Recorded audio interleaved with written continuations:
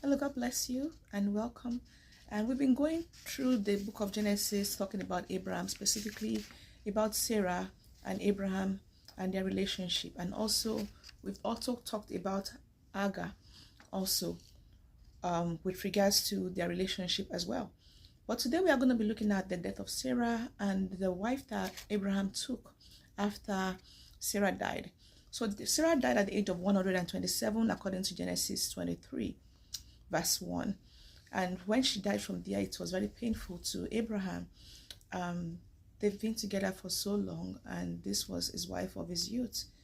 And Abraham married another wife. In the book of Genesis 25, Abraham married another wife, and her name was Keturah. And Keturah bore children for Abraham. She have more than one child for Abraham. So they have children for Abraham. And before Abraham died, he sent his children away. He sent them away because he wants to make sure that Isaac had peace around him.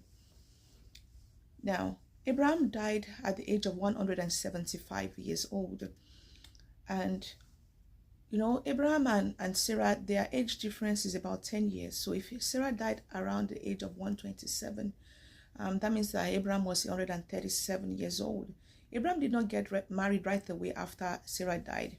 So maybe it took a year or two to mourn and all of those things, and then he got married again. So that made him to be almost 130 something plus when he got married to Keturah. So he had enough time to see his children grow up from just being a child for them before he sent them away. So he didn't just send them away empty-handed. He sent them away with gifts as well. So he gifted them, making sure that they are going to be okay and settled, that they don't have any reason to come back to come and fight Isaac, which he settled for them. Now, the sons of Abraham that buried Abraham was Isaac and Ishmael. So for those that were saying that, Abraham did bad to Agar by sending her away, it's part of God's plan. And Ishmael was still able to come back to bury his father, and together with Isaac. He didn't stay there, but he buried his father, and then he went away.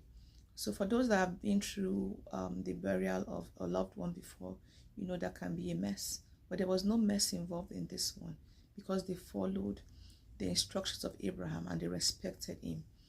So it's important for us to understand that. So for those of you that are thinking that, I am too old to get married again, hey, Abraham got married again.